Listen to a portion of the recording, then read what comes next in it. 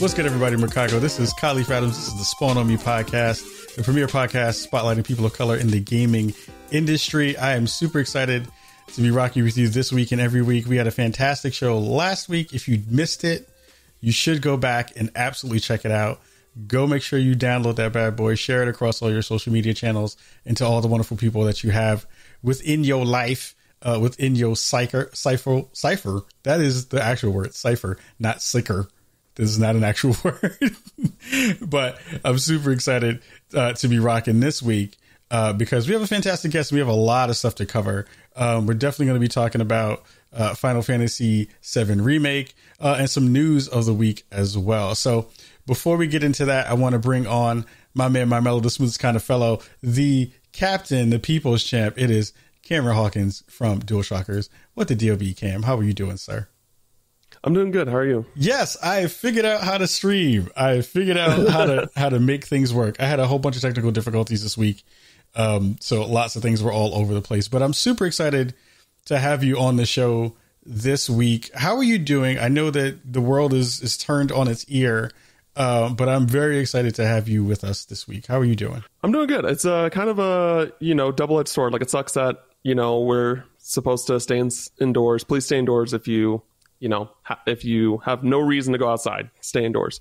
But, on the brighter end as well, it gives me more time to play games. It gives me more time to stream and do things that I normally don't have time to do because I'm always working. So it's there's some negatives, so there are pros on both ends of the spectrum. So it's a good time. It's a double-edged buster sword, as they would say. Exactly. In the world of Final Fantasy and beyond. So again, one of the coolest things that we get to do on the show is we get to share other people's thoughts and perspectives about the games that we're all playing and the games that we're all loving on. One of the main reasons of having you on this week was because I know you're a huge Final Fantasy fan. I know you're a huge Kingdom Hearts fan. We have to figure out a way for me to actually figure out a way to play Kingdom Hearts at some point so I can go through the process. Yes, we talked about that behind the scenes a little bit. I was like, man, we should just find a way. And me and you just like, you're like, you stream the games and I'm just commentating with you and just to see like how you feel about it. So yeah, I think it'd be really fun to do. Yeah, we have to figure out a way to make that actually happen in a real way because I'm actually more curious about that game than I have of Final Fantasy and the lore and all the stuff kind of around it because it has all these IPs and all these other things in it, but we're not here for that this week. So I'm actually curious about, what is your history with Final Fantasy stuff? Like what was the first game that you played? What was the first one that you actually tried? Go into a little bit of that for me. Yeah. So, the first Final Fantasy I played was 7, which, for a lot of people, there is kind of like that mindset that like your first Final Fantasy is your favorite. Like no matter what, it's just like you just have that connection with that game compared to the others. So you just be like, it's like this game was great, but it wasn't 7. Like for me in that sense. So I started with 7. I've played 8. I haven't played 9. I'm just going to kind of go through the more popular ones because it really. There's 15 main entries if you don't count the sequels for some of them. And I think that where really like the quality really rose was with 6. That was the first major one where like people will like say like, oh, that's the greatest JRPG that's ever existed, but I started with 7 and I played 8, 10, which is another really beloved franchise entry in the franchise. 13, which is divisive, but I really love it, and then 15. So those are the ones that I've played so far. I would like to play through all of them just to be able to say that I've played through all the mainline Final Fantasy games. But that's my main history. 7 is like my favorite, I would say, but I really love 13. I know some people really don't like it for relatively valid criticisms, I would say, but I really like 13 as well. 13 as well. Dope. So, I'm going to dig into a little bit of my background with Final Fantasy and all of it. So, sure. And I'm telling everybody right now, don't get mad at me when I spit what I spit on this show because it's a very twisted tale of Final Fantasy VII love or not love. So I remember I had a friend of mine who I started gaming with, like maybe 15 years back or something like that. He was a huge Final Fantasy VII fan. He like knew all the characters, was like in love with all of them, did all that stuff. And I told him one day, I was like, yo, I have not played Final Fantasy VII yet. And his eyeballs popped out of his head and was like, yo, what the hell's wrong with you, Ka? Yep. Like, how do you not play Final Fantasy VII? It's like one of the greatest games of all time, and you're an idiot for not playing it, right? So I was like, I know, I'm working my way through it. I'm trying to figure out a time to be able to do it. Didn't really get to play, and mind you, this is already after the original had already come out. So which was what, 97 or something like that? I think it's the year it came out. Was that the year 97? I think so. Yeah. So like, I hadn't had a chance to play it at all at that point. I played the version that came out on Vita when it first came out on Vita. Okay. And one of the hardest things for me was the battle system. And it wasn't even the kind of turn-based parts of the battle system. It was that literally anytime my character would walk in a direction, I would get into a fight. Random encounters. The random encounters are absolutely mind-boggling to me that was the thing that was in that game. So with that being the foundation, it was a weird barrier for me to get into the game. And I was like, I just don't like the fact that I'm in these worlds, but I'm just like not able to do anything without getting into a fight.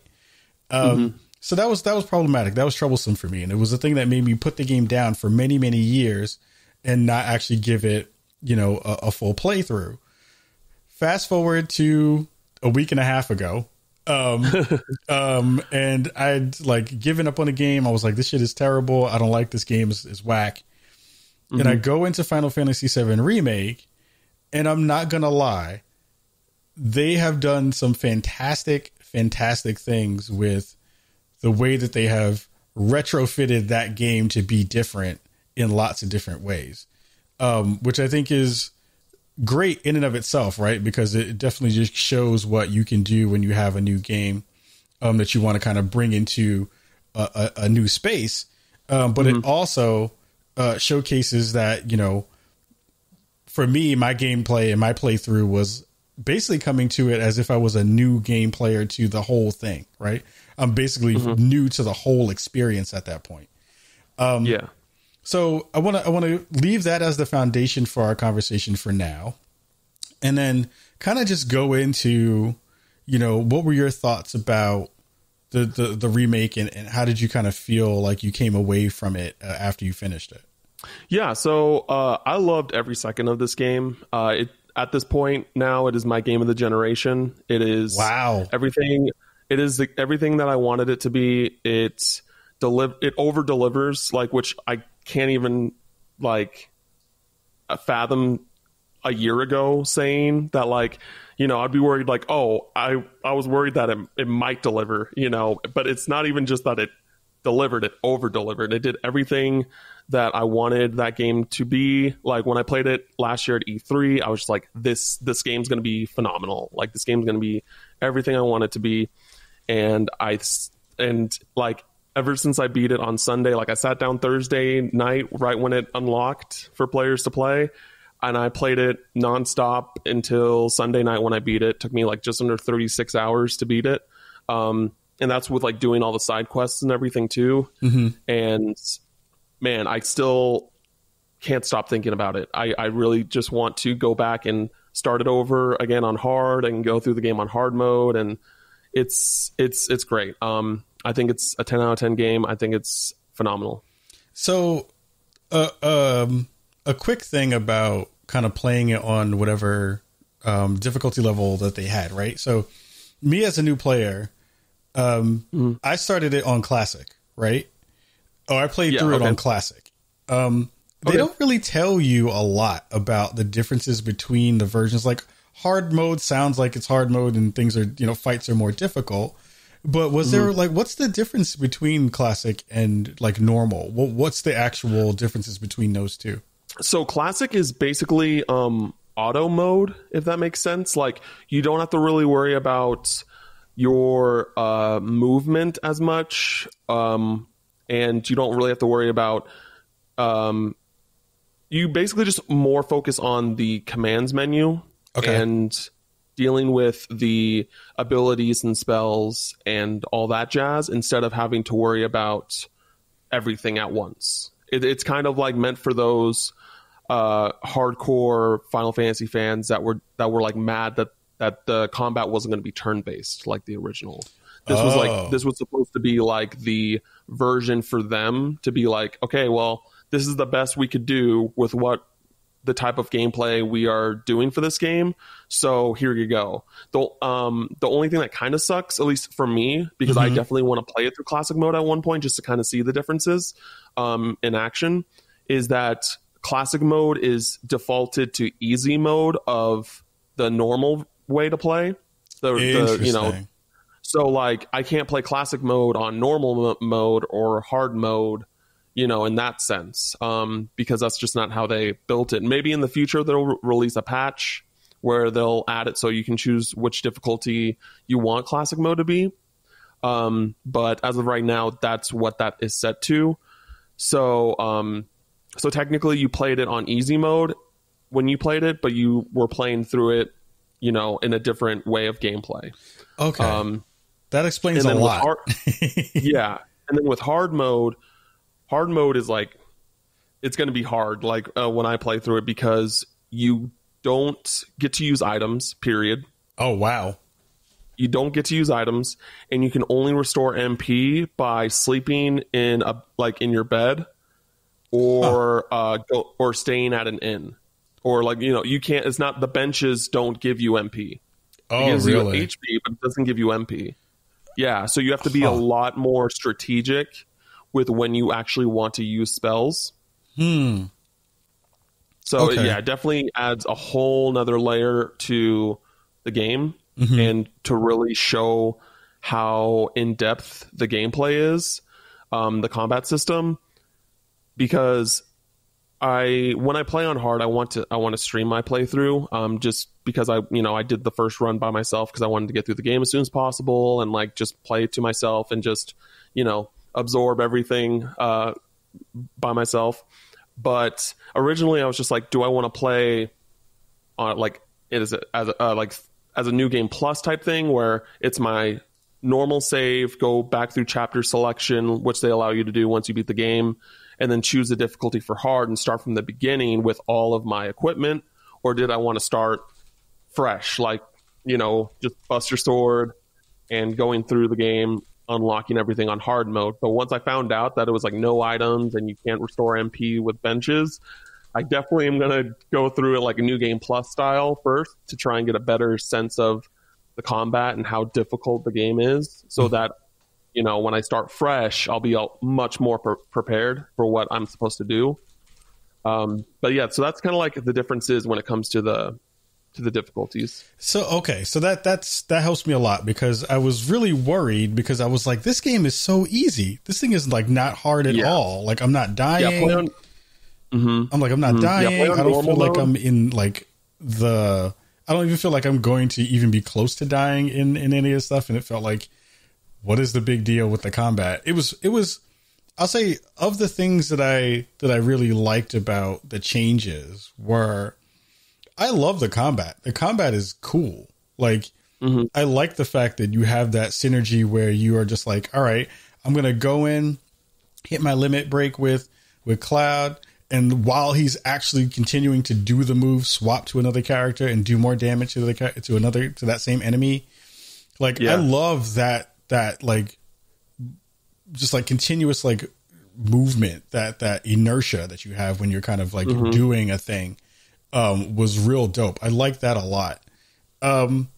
Is there a thing that you kind of, in terms of the combat, because I guess we'll maybe try to break it down by pieces, right? So in terms of the combat, was there anything that as a player of the original that felt like they nailed a thing, or did it feel like it was this kind of layer, this veneer that was over, what you already knew and kind of liked? Did you feel like this was a good addition to the series, or did you feel like it was something that, as a hardcore fan, that you were like, I don't know why they did this thing? Where'd you kind of land when it came to that?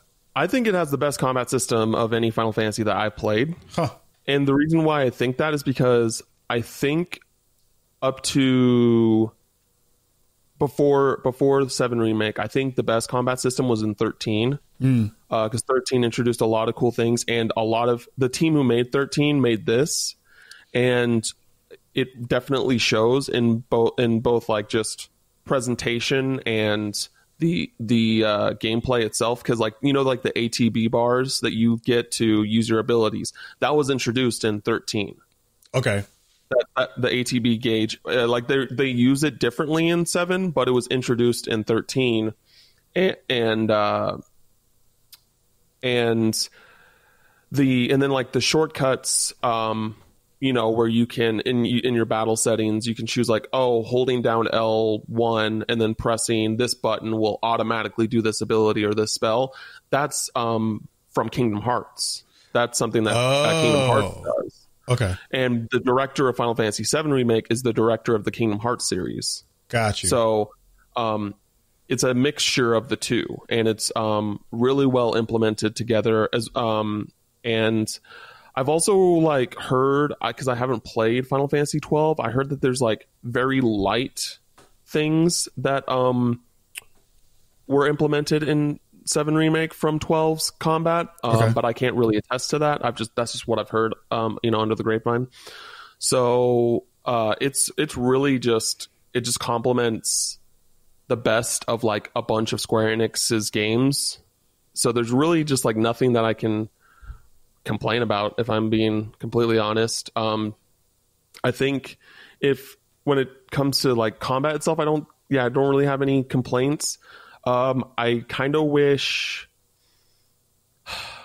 there was more diversity in the abilities, I guess. Like, I don't know. I just feel like that I would see myself using the same abilities, because these were obviously like the most proficient things to use. And that's kind of like something for all JRPGs. You know what I mean? Like there'll always be like those certain things for each character where it's just like, time to use this, obviously. And using anything else is a mistake, basically. So, but again, that's something that's in all JRPGs, and I think that is less of a issue in this game compared to because each ability has its certain role. Like, this one will make it so that the enemy's more likely to get pressured. Like this, like the stagger gauge. So the stagger gauge was also introduced in 13. Oh, okay. So they brought it back in 7 remake, and so like it's like, but they added this new pressured mechanic where it just makes their stagger bar easier to fill up. Yeah. While in 13 it was more like, if you hit them with their weakness, then their stagger gauge will come up more, and that's still the case, but they've added a new layer where it's just like, if you like scan them and it says like, they're more likely to become pressured if you do this, or if they do this, once they're done with this move, they're going to be more pressured, or they're going to go into that mode. But then there's also abilities that make it more likely that they will become pressured too. So there's just so many nuances and layers that they add into this combat system, especially if you outside of classic mode, I'm assuming, like it's just so much more apparent. And I think with hard mode, when with there being no items and you have to rely on that those abilities and spells, it's just way more apparent. Got it. Yeah, I think it's actually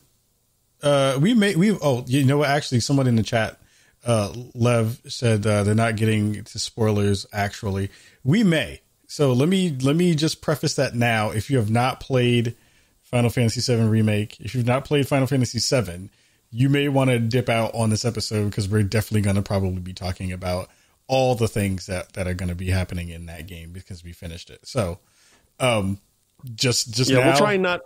Go ahead, Cam. We'll try not get like explicit as to, hey, this happens, so this is going to be a thing, but we will probably, it'll be very mild.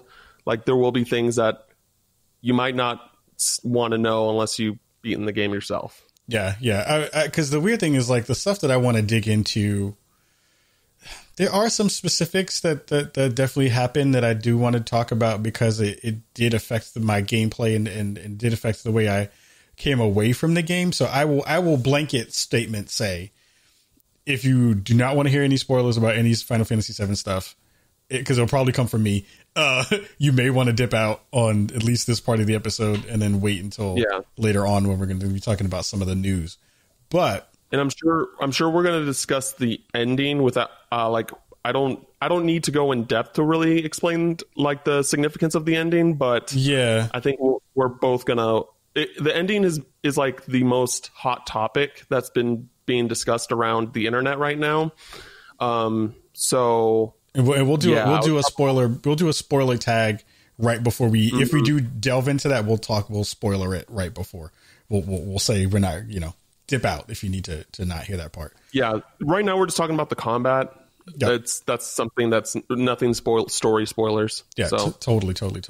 I want to dig into the visuals because I think one of the biggest parts of Final Fantasy VII Remake has been this just reimagining and repurposing of what everything that we saw in Midgar and everything we saw within the world of Final Fantasy VII. The big thing back in the day was that you had all these pre-rendered backgrounds that were really interesting to look at because you had these very small sprites kind of moving within this static background that was really beautifully rendered. Now you have this Unreal Engine 4 masterpiece of gorgeousness that you see within the game. And I think that when I had an expectation for what they were going to wind up doing, I didn't know if I was actually really ready for how good this thing was going to wind up looking. I was totally just like blown away by how beautiful the game was. What were your thoughts about, just how everything kind of came together on the visual side of things, Cam? It's just so good. It's absurd how great that game looks. And I will admit that I still think this game is a 10 out of 10, but obviously it's not a perfect game. And I think that the main thing that was noticeable for me was the rendering. Like, this game is pushing the PS4 Pro. Like, the PS4, like I played this on a Pro. Like, even the PS4 Pro, it was pushing it to its limits. Yeah. Like, absolutely, when it comes to the visual aspects. And it's one of those things where that, yeah, they rendered in at times, but they were in locations or buildings that didn't really matter or really affect the environment where I was just like, ooh, that does not look good.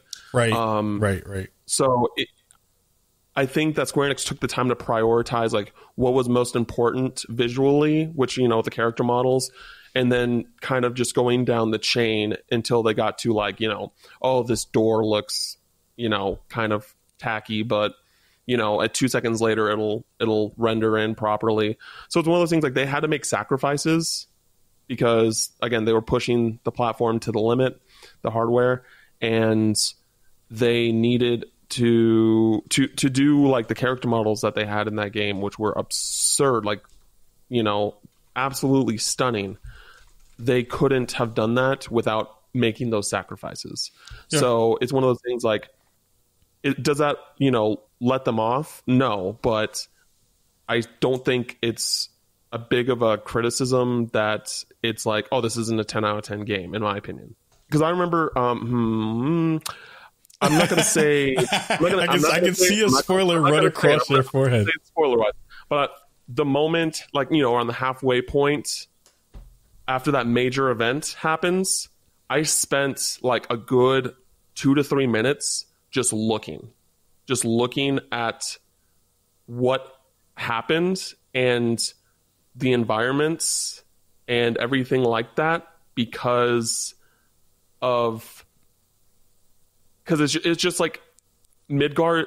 They just made Midgar look like such a big world. Okay. And even though like this was this remake, we didn't get to see everything that Midgar had to offer. They didn't show. We got that small section where we got to go to the upper plate in like chapter 4, I think. Okay. I think it was chapter 4. But that was basically it. The rest of the game were basically in the slums, which isn't spoilers because This is a remake.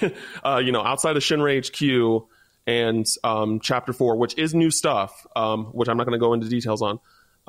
You didn't get to go to the upper plate and see that type of stuff. Okay. So it was really cool, like seeing that. And then once that major event happens, and just things totally shift tonally, just like seeing the outcome and seeing how just like, man, it's really hard to. I think you, because my thing is like, I'm not even following, because I'm like, what part, like which one? Okay. I'm going to go into spoilers. This is something tag. that was in the original. If you haven't played Final Fantasy VII, drop out or mute. Yeah, you have a minute and a half to dip out. Yeah, sure. So when the plate falls, right, and this on the Sector 7 slums, and then after everything happened, and I just look up and there's just like this empty space that's just gone.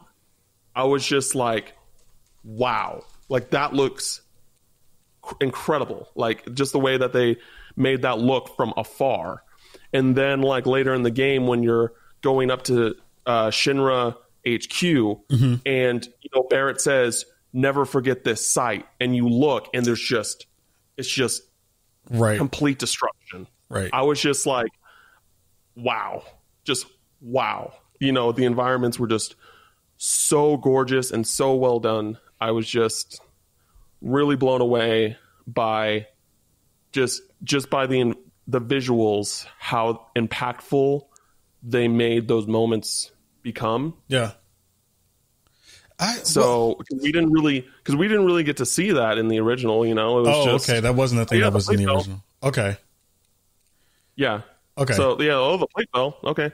Okay, that makes sense, because I was, and I guess this leads into, kind of one of the major things that I was thinking about when I got a chance to play this was, everyone has been very, very attached to these characters for decades now. You know what I mean? Like people have been really attached to the ideas around Cloud, really, really attached to Tifa and everybody who's in that crew. And it was interesting because when I came away from it, I was, I was digging through my brain a lot to be like, what are the things that I came away from this as a new player feeling good about, bad about, kind of iffy about. And for all the time that I was playing the game, except for like the maybe last 2 chapters or so, and I will preface this by saying I was high as hell when I was playing the last 2 chapters, which infinitely changed my enjoyment of the game on a whole. Actually, I'm not even going front. Man, I couldn't imagine playing the final chapter. I'm not going front. I'm not going front. High. Let me stop beating around the bush. I don't like the characters in Final Fantasy VII. I didn't think any of them were redeemable. Like I didn't like them.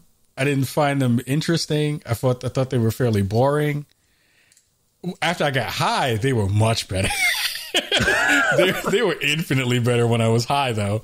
And to the point of me saying, and this is not me trying to be a hater, but it's one of those things where I finished the game, put my controller down, and I said to myself, this feels like the perfect you had to have been there in the moment when it happened game.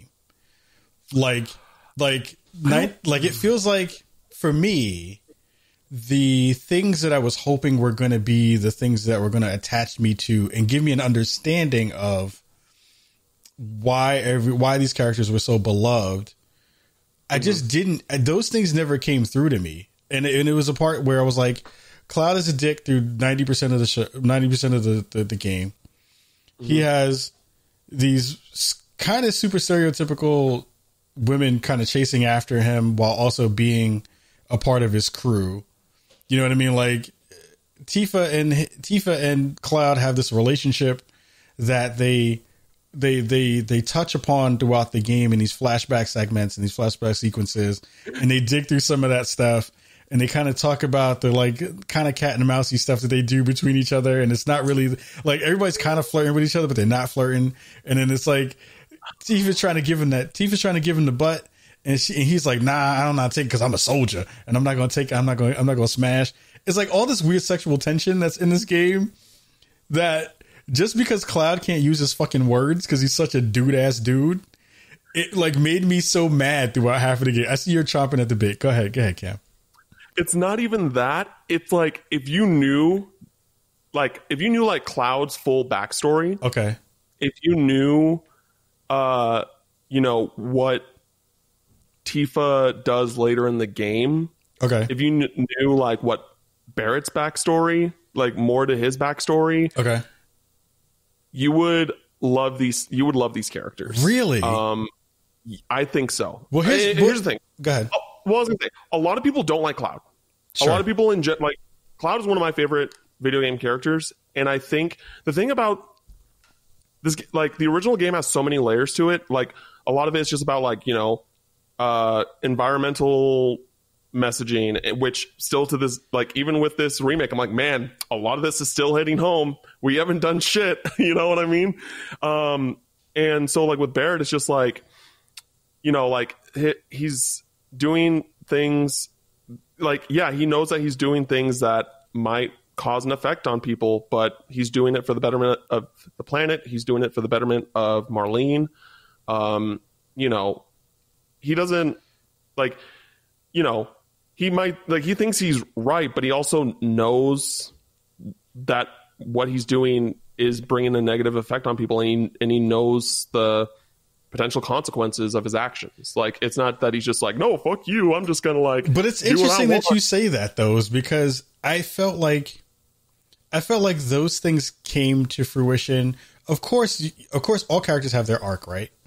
And and within this game, the arc for most of the characters, they do kind of get to that point, but it's way after they've already like literally hurt other people, right? Well, that's JRPGs. But that's bugged out though. But here's my thing about that. Because that's the point of like JRPG storytelling is like not particularly that they do bad things and then like you find out like why they do what they do, but like, if you found out a person's backstory in the very beginning, well, then their character is going to be really boring for the rest of the game, when a game's like 40 plus hours. Kind of. And this is where I'll push back against that notion a little bit, is because, and I think this is one of the major like pull away things that I had. And this is a problem I have with storytelling across most mediums, right? Is,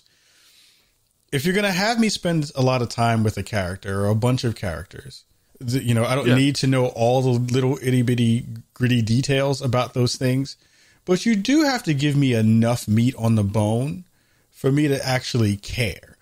And I think like the thing that was rough for me was you have these eco-terrorists who are together. They've got their ragtag bunch. They don't really explain why they've gotten together, and they haven't really explained. And I'm talking about just in the game itself. Like there's lore and there's all the stuff that happens outside of the game. It's like it's like the beef that people had with Destiny, and they had the grimoire cards, right? They were like, bad storytelling happens if you don't tell a story within the game. You make people go to other stuff to go find that stuff. The eco-terrorism part, which was the main thrust of what they're doing throughout the whole game, never really gets explained in a real way. Not really. Besides, we have this idea that this one corporation is going to do bad things, which they don't find out about until halfway into the game. I was like, well, what? Well, they're destroying the Mako. They destroyed the Mako reactors because, or like, the first one, and then went for the fifth one and all that stuff, because the Mako energy like is sucking up the life stream of the planet.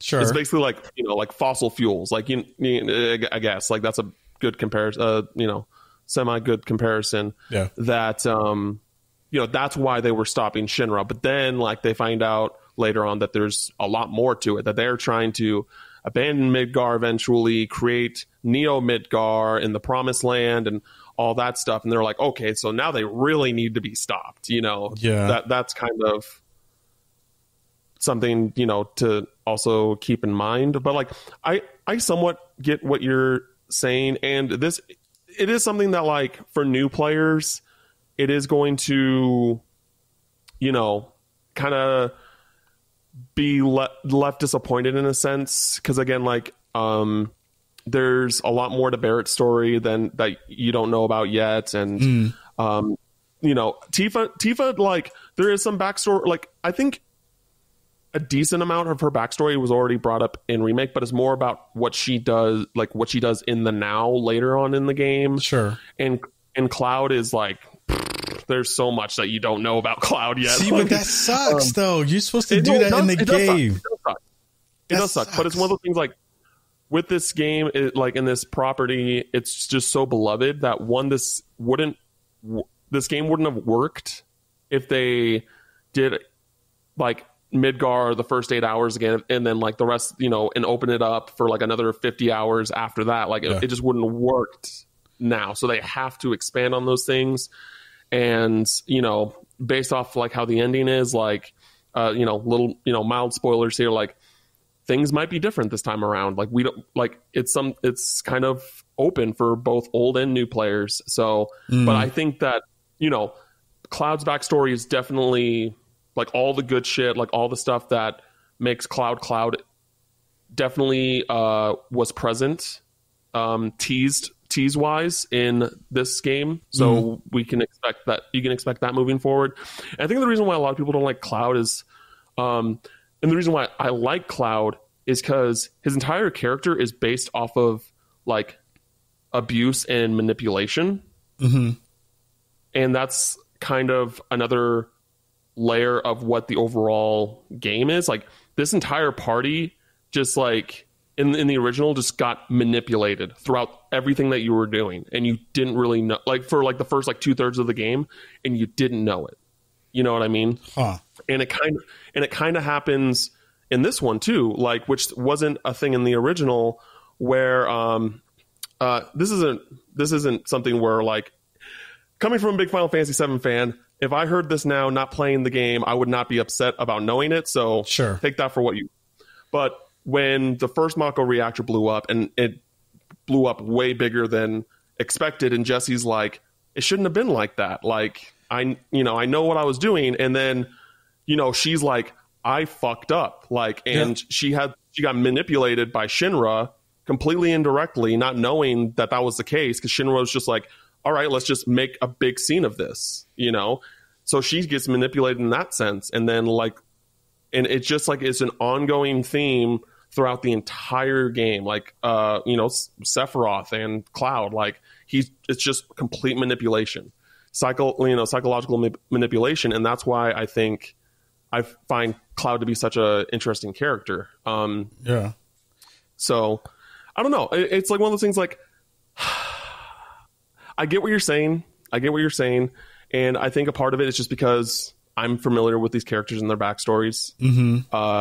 And I think that once things move on and you see, like, the big backstory behind Barrett, and you know more about why and who Cloud really is and things like that, it will make you be like, wow, like, I'm glad that I waited for this. Because again, I feel that if it was introduced any earlier, it would have really, the rest of the game be like, okay, well, what am I doing now? Like, what's the point? It's kind of like, it's kind of like a D&D game. Like, you don't want to tell your entire party your backstory, right when you start joining them, because then, like, what do you have left? The other players, what do you have to look forward to?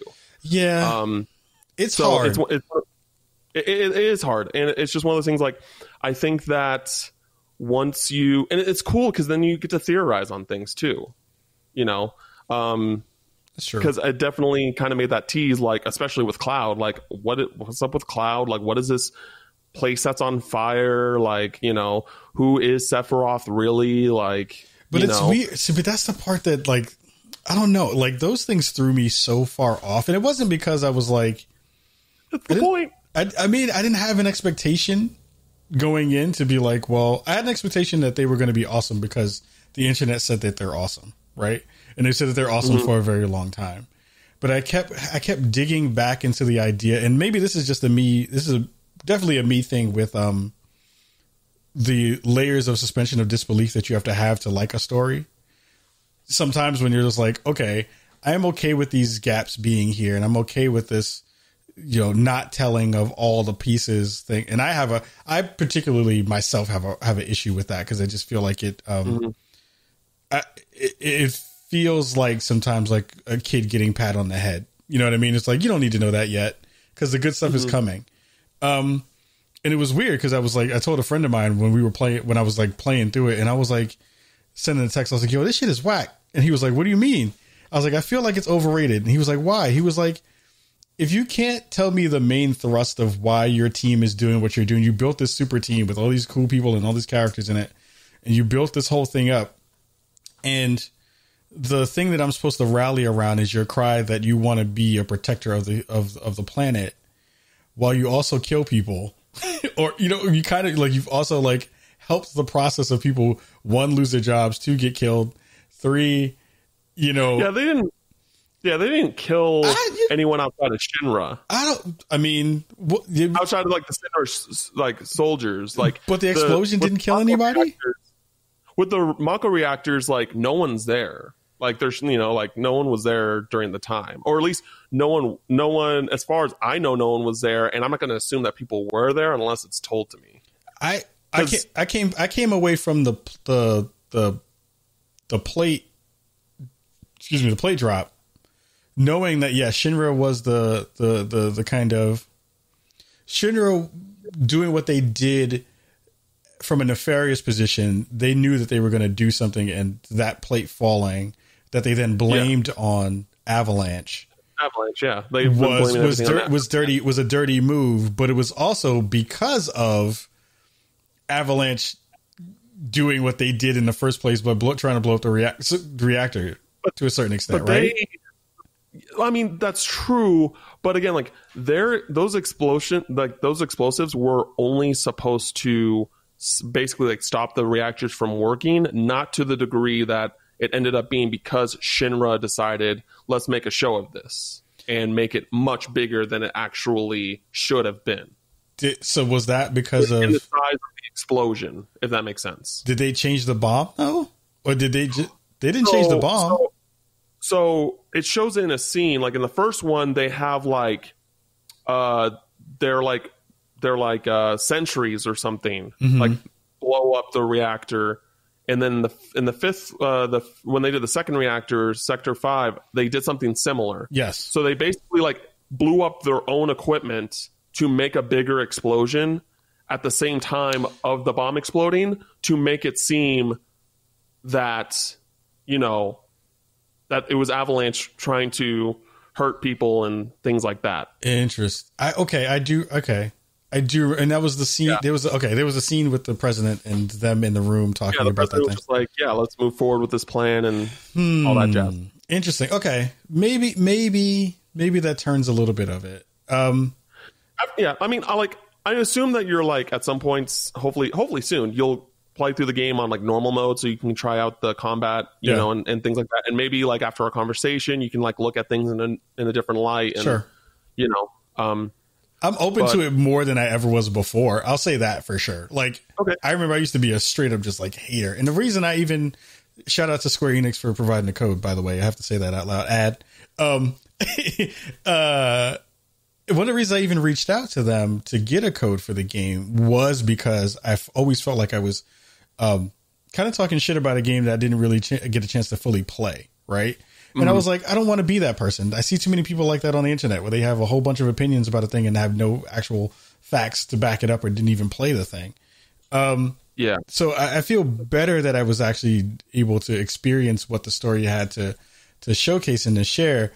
It's just that I just left it with just like, there wasn't enough stuff there for me to be like, ooh, I come away from this like really liking Barrett, or ooh, I really came away from this really liking Aerith.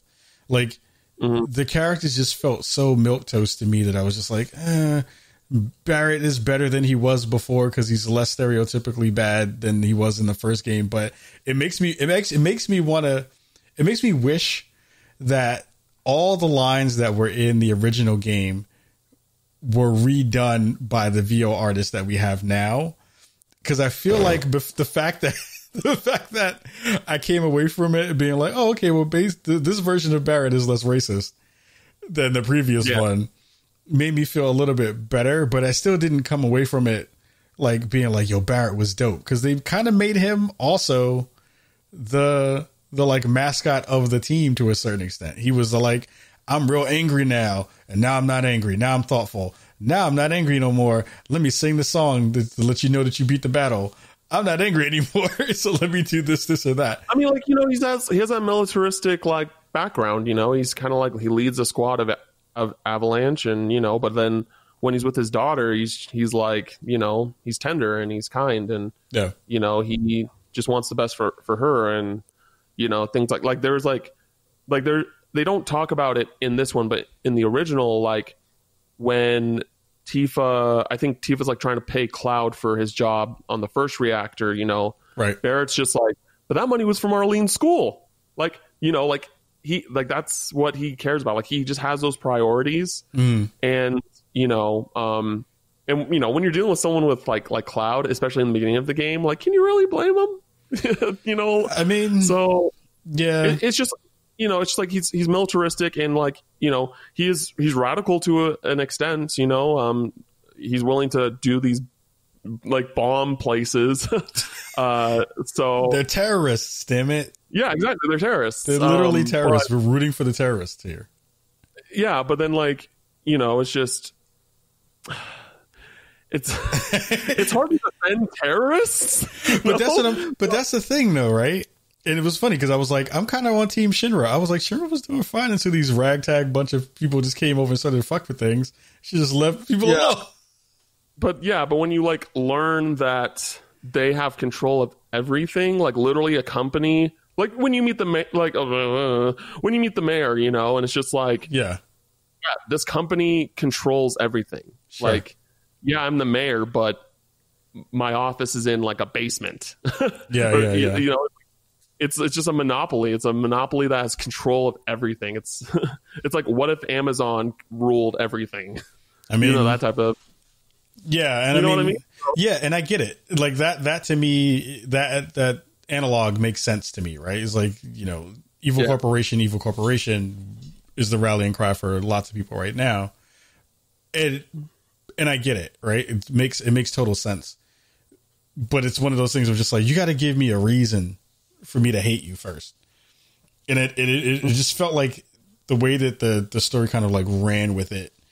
I never felt like the justification for what the actions were from Avalanche until the middle or, you know, latter parts of the game really fulfilled the mission that they were on. So it was like that part was always a little bit off for me, but it did lend me to kind of rethink, you know, the way that those characters kind of interacted with each other in lots of ways. Again, you know, Cloud being this kind of stoic and then starting to drop some of the layers of that hardness from himself, you know, was interesting, but it was interesting, but it was also just like, I know what you're going to say next kind of stuff. It was like, if you pay me, I'm a soldier. If you pay me, I'm a soldier. I was like, oh, I need you to be better than what they're giving me right now. And go ahead. I kind of liked like how for a while you know, he was just willing to do whatever, like without a price. But then like there was like that last bit where when he was asking like, you're gonna help clean up when all this is over, and he's just like, for a price. Yeah. Like because he just stopped talking about that for a while, but then he brought it up again. He's like, oh nope, same old Cloud for a little bit, you know. There is a reason, and a legitimate reason why he's like he is the way he is. And if depending on how they go things moving forward, it might be a minute until Yeah. Until you fully flesh that find out. out the truth as to why that is. I'm okay with that. Yeah, but like once it comes, I personally think it's a very satisfactory answer. Okay. And they kind of they play with it very little at the end, with specific cutscenes, which I really don't want to go into spoilers for, because those are just like those scenes I think were really special for those that are returning players. So, or people that at least know about Cloud's background and things like that. So, but yeah, so yeah, I think, yeah, I mean, I will say coming away from it and thinking about the entirety of the experience, I'm still torn about whether I feel like it was as good from a story perspective that people kind of have, attached themselves to that part of the game being what it is. But I am much happier that I got a chance to actually experience it and go through it.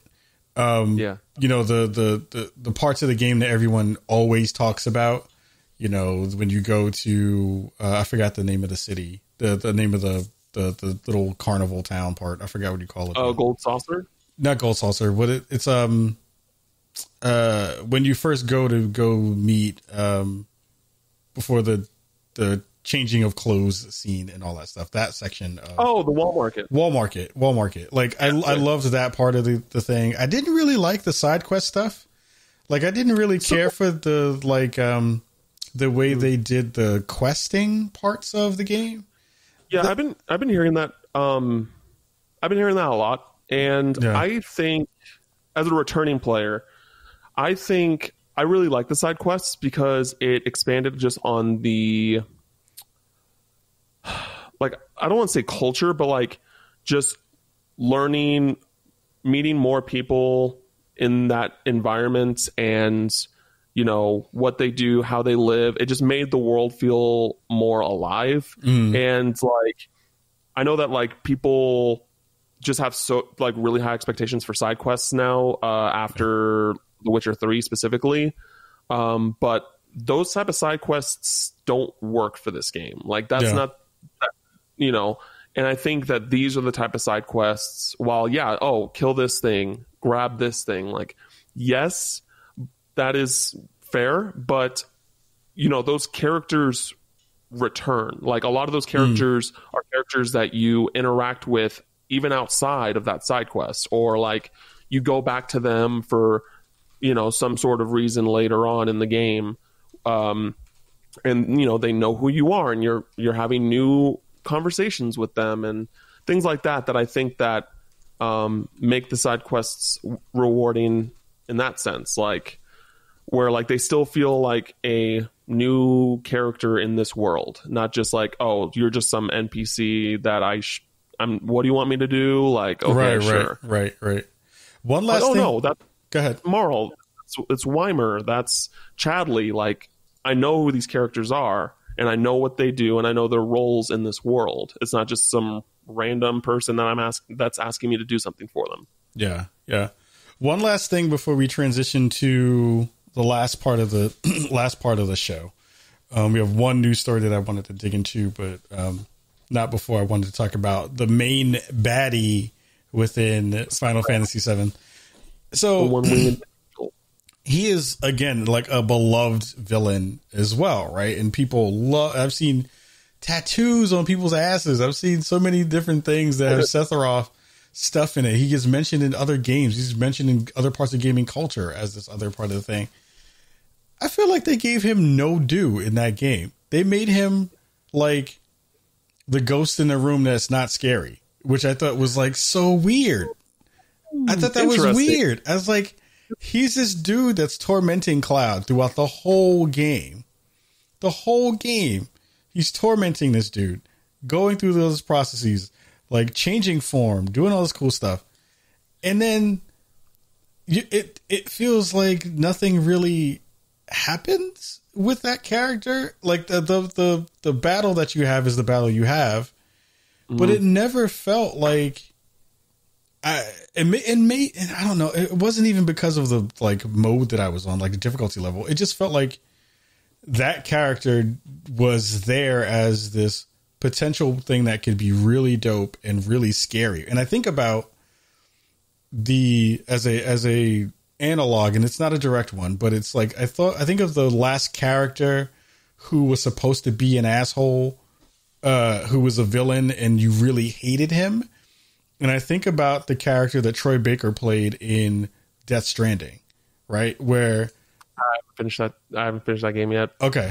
I'm not going to say, you know, what the fight is or whatever, any of those things, but throughout that game, whenever that character comes into the scene and comes onto frame, he's a dick. Like, you hate him. You're like, I am scared of you because I don't understand how much power you wield, but also I really want you to die. Like, I want to be the one who thrusts the sword through your chest to take you out of this place. And it never felt like that was between Sephiroth and Cloud in that way at all. And I was like, what is happening here? Why? Go ahead, Ken. Yeah, no. Yeah. So Sephiroth isn't supposed to be like that kind of villain, in my opinion. He's supposed to. So like, I actually wrote an article today about like why they introduced. So if you didn't know, Sephiroth, the first time you like the party literally like in present time sees Sephiroth is like 2/3 of the way through the original game. Interesting. Like there are flashbacks and there are like things where you see like, you know, Sephiroth is there, but the first time like that he is there with the entire party, it is like 2/3 of the way through the game, during a very, very well-known and pivotal moment, for the story, which I'm not going to say. And then even then, that's not actually Sephiroth. Like it's him, but it's not him. Is the best way to say it. Not the same way they do it in Final Fantasy VII Remake, but he is. Oh man, he is a. I can't explain why, because it's fine if you can't, because if it's a spoiler that you don't want to spoil, that's fine. He's scary because you do not know how much power he has. He has you could say limitless power. You could say that. Okay. To a certain degree. And he is supposed to just be this psychological like threat throughout the entire game, where you're just kind of like, you don't know what to expect from him. You don't know when to expect him. You don't know when, like, you don't know like what his motivations are until, you know, very later on in the original.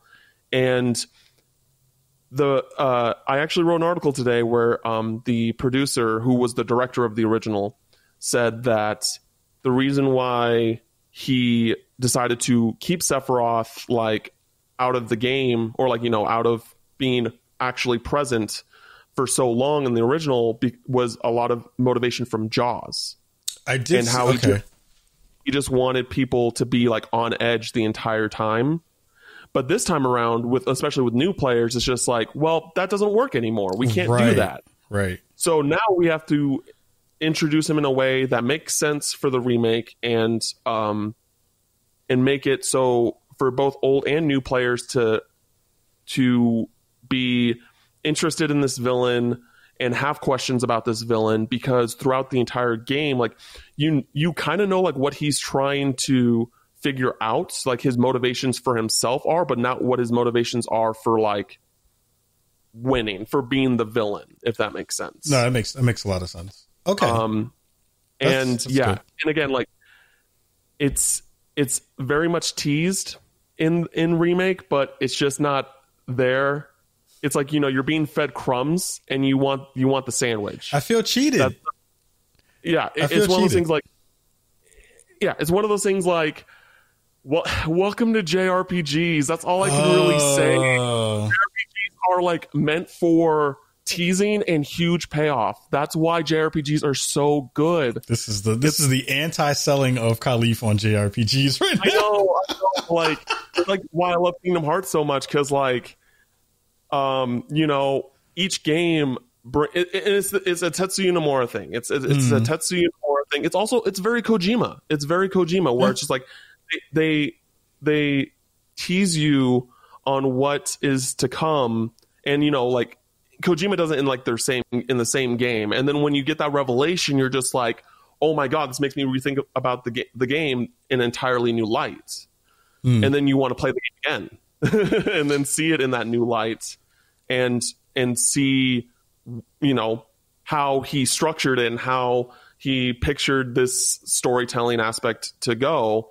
But with like Nomura, he is very much, let's set this up in this game and then let's get the payoff in this game. And it's something that like you kind of just have to suck up. I hate it.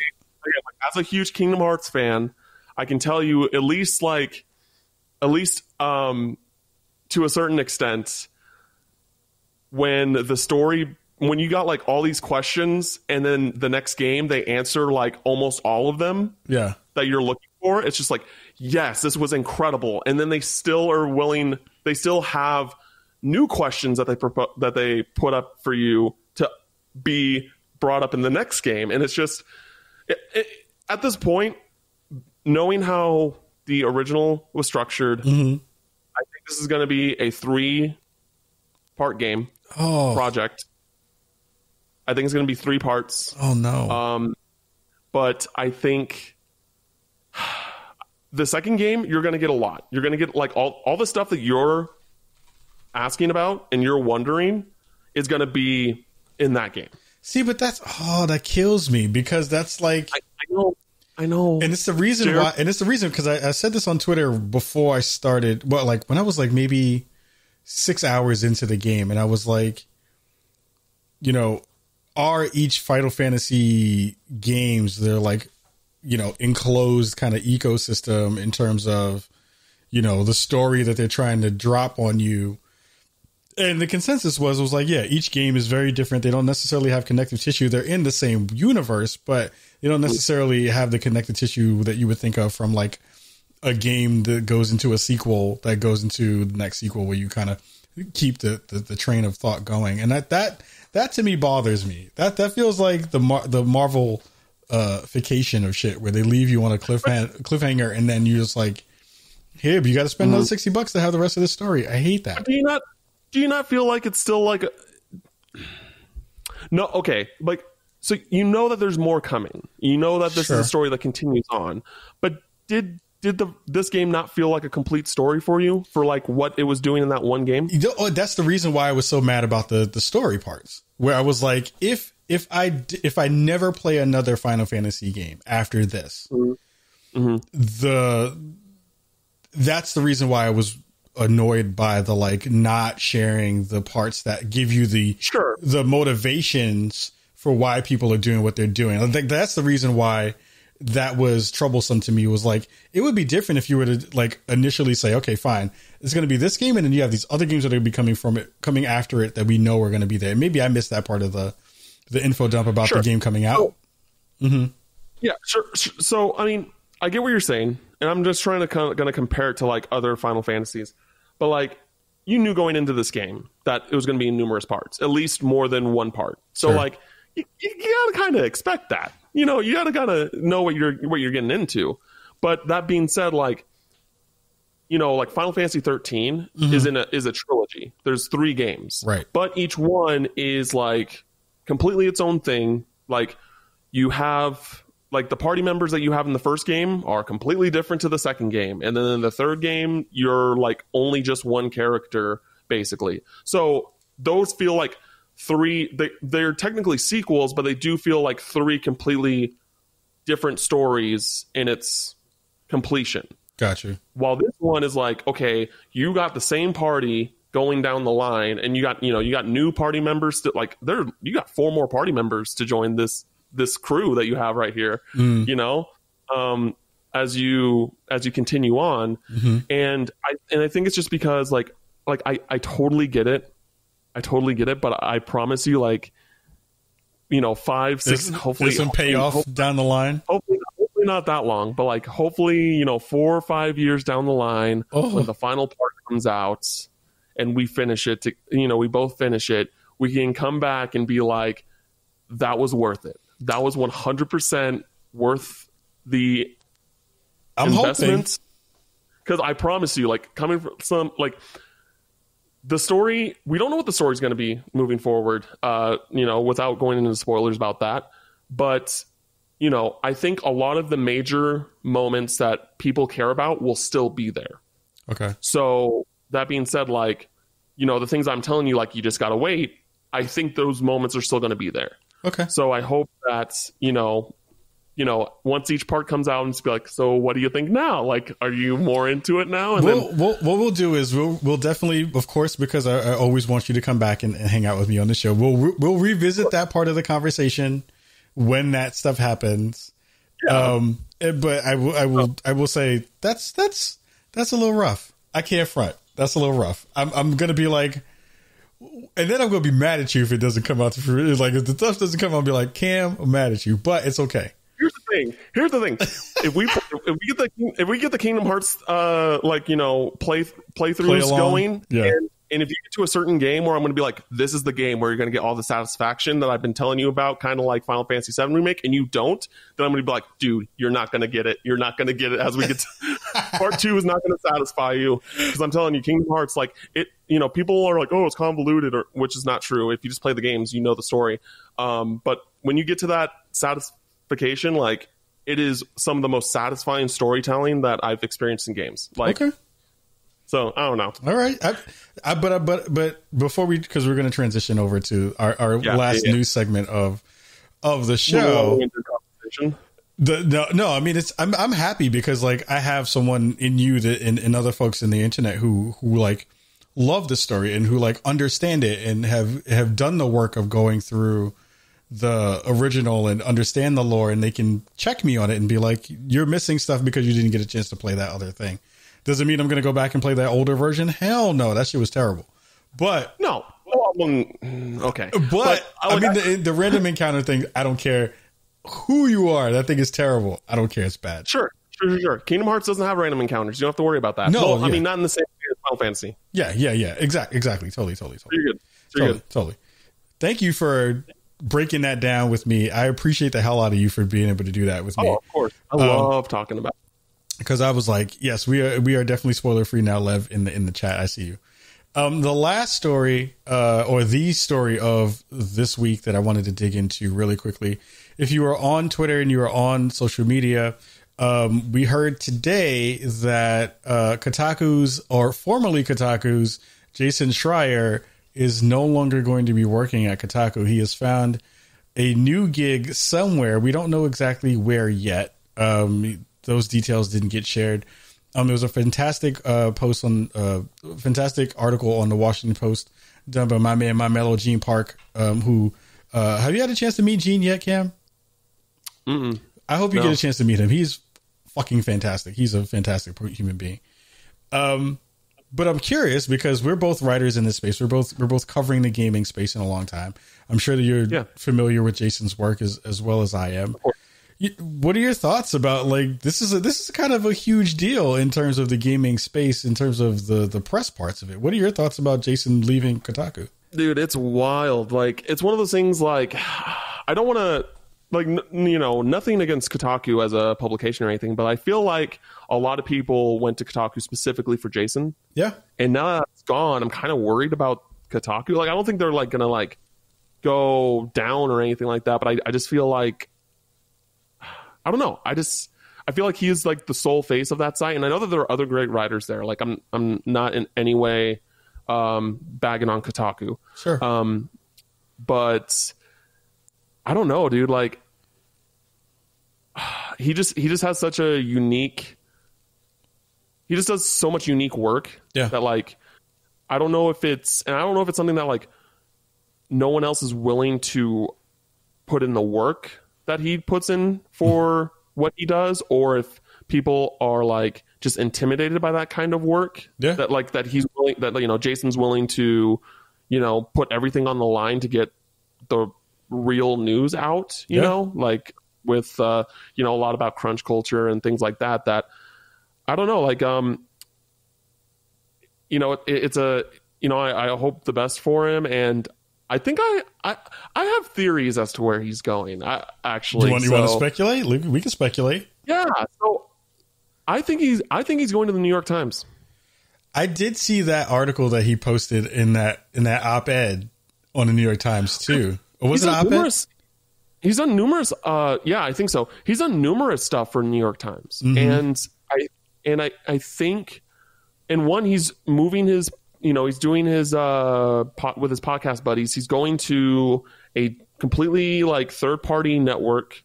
He's not like bringing. He's not like going to a new outlet and then doing that. The same panel at that outlet. He's doing it somewhere third party. So I feel like he's going somewhere that isn't specifically video game focused. Yeah. I think he's going to the New York Times. I wonder. He also said go ahead. Because he also said he's not moving. He didn't say anything about moving. Yeah, that's true. And I don't really know what other big outlets in New York are there. Because it doesn't make sense for him to go to Polygon because they're not doing that kind of work. All the other kind of major big... and again, it kind of goes like to his caliber of work. Yeah, exactly. I don't think that... You're probably right. Like, I will be the first one to tweet you and be like, yo, Cam said it first. On Spawn on me. Yeah. But yeah, that's a good pick. If there was one to say like he's probably going to go here, that's probably really good. I mean, interestingly enough, like I am kind of with you on the, where does Kotaku go from here space? Because to a certain extent, again, like this isn't to bag on any of the writers there. I love all the folks who I love from there. I love Gita. I love Paul. I love Heather. I love all the folks who are there. They do fantastic work. But I think of folks like Patrick Klepek when they left the outlets that they were at doing the similar work. Because I think of, when it comes to like investigative journalism in the gaming space, there are really two people who I think of who are like always killing it.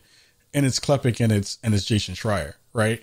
Mm-hmm. And I remember the timbre and tone of, when Pat left Giant Bomb, when he wasn't really doing super hard pieces there, but he was starting to do some of those things when he was kind of in the one-up space in that vein. And then when he jumped over at Vice, that's when he got really back into it hardcore. Mm-hmm. It's going to be really interesting to see, who picks up the ball with that. And if they have the energy and the kind of vigor to do it in the same ways that Jason did, because the beauty of what Jason was he was kind of feared in the gaming industry in that way, because he would tell the story that, people wouldn't necessarily want to tell. And he would dig deep and go into, find the people who really wanted to tell that story and share it. And it was always when a new Jason joint came out, the whole gaming industry was like, okay, something's going down.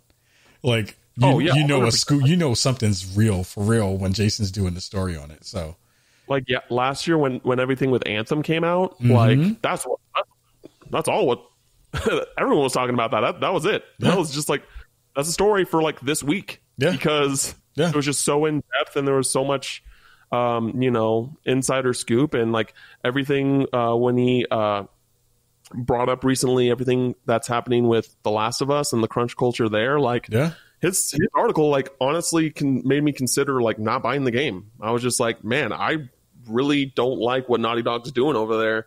And and like with everything that happened when with Red Dead 2 and Rockstar's culture, and like now it's just like they've we've seen them, we know that they've been bettering that culture there. Like they hired all the temporary contract people to full-time positions and things like that. I was just like, yes, like this makes me like, want to continue to support Rockstar and what they do, even though like they make insane amount of money regardless. Right. But like, even still, like with The Last of Us Part 2, with the news that he brought out, I was just like, I don't, because I wasn't a big fan of that game anyway, the first one, but like it's highly anticipated, and I'm just like, and I know that it's gonna be a very well-made game.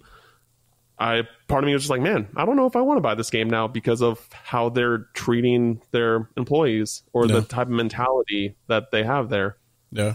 I would say, So, yeah. Jason continues to be, whether he stays, and who knows, like with this new change of format and this new change of, venue, so to speak, for him to be writing at, who knows, maybe the podcast is where he does his actual gaming stuff, and maybe he doesn't even do gaming stuff anymore when he goes to wherever he may be going. I don't think that's going to happen. You don't I feel think like so? he's still going to do the investigative journalism stuff. I'm saying he may be doing it, but maybe just not in gaming though. Maybe in a gaming vein. Because think about it, if you go to New York Times, which is not really known for doing lots of gaming coverage, I mean, he would legitimize their gaming coverage in a way that no one else could. But I think, from what I hear from most people in the industry who have been doing this for a very long time, everybody's tired. Everybody's beat down. Everybody's like, yo, this shit doesn't pay enough. This doesn't do enough for me. To a certain extent, at least the vets that I know who have been in the game for a long time. Like, there's a lot of people who are just like, if I could do something else and get paid as much as I'm doing it, or get paid better, I would probably do it. So we'll see. I think it's going to be interesting to see where that lands. That's fair, but like, if he gets a job at the New York Times, like, he's getting paid. You know what I mean? Like, yeah. Like, I feel like, just his resume and his, features that he's gotten on that site for gaming and things like that. Like, I don't know. I feel like the New York Times is where he's going to be. Yeah. Because I don't think there's anywhere else that he could go. Yeah. Where that isn't like an upgrade. You know what I mean? I mean, the only way that he can make more money at this point is if he made an OnlyFans account, but that's a whole nother show. We're about to get up out of here. We have run a little bit longer than I expected, but because the conversation was so damn good, and Cam, that's because of you being as awesome as you are. Cam, thank you so much for coming through and rocking, man. Like, again, I say this all the time when people are like, who are folks that you want to see, grow in the space? And you are definitely one of those folks. And then you continue to put out fantastic work. And you continue to put out dope stuff. And I want to thank you again for coming on and rock with me, even with all the technical difficulties and everything that we've had in the past couple of hours. So I appreciate you a lot, fam. Yeah, no. And I want to say, like, thank you, man. Cause, I can't tell you like how much that you honestly mean to me, and like seeing you on Kind of Funny Games Daily, I was just like, oh, cool, we got a black person in the video game space on this show finally. And and when I went to E3, like, we only like talked over internet, and you opened up your arms to me like wholeheartedly, and you're just, what you see here is exactly who Khalif is in person. Like, one of the kindest people I've ever met. Like, I look up to you profoundly, and man, like, I really hope that this platform really continues to grow and take off, like, because you deserve every ounce of it, and I just appreciate you, and I love you, man. I love you too, man. Thank you so much for the kind words. I definitely appreciate that, because I'm trying. I'm trying to make things dope, and I'm trying to continue to make things move, and having kind words shared about you like that is always wonderful and does me some good, because it has been a rough month. So I needed that. Tell everybody where they can find your work. Tell everybody where they can find more stuff about what you're doing, and then we'll get up out of here. Yeah, so you can find me at dualshockers.com. We have a great staff of writers that are just passionate and want to grow in the space just like me. So please show some love to them. You can follow us, dualshockers.com, at dualshockers on Twitter. You can follow me specifically at the Cinephile Guy, as you can see right down here, here. And I also stream twitch.tv/the Cinephile Guy. I currently have been playing through like Metal Gear Solid series for the first time. Oh, nice. Yeah, I'm on I'm starting up Metal Gear Solid 3 next. Oh God, I love that game so much. Yeah, I've heard great things. So basically my streams normally go through playing through franchises that I haven't played before or want to replay, just whatever I want to do. They're really chill streams, So if you want to give me a follow there, or a subscription, appreciate that. And yeah, that's all I got. Word. Before we get up out of here, again, I want to thank everybody at home for rocking this week and every week with the show. It's been a little bit difficult to get some content out because there's just been lots of stuff going on.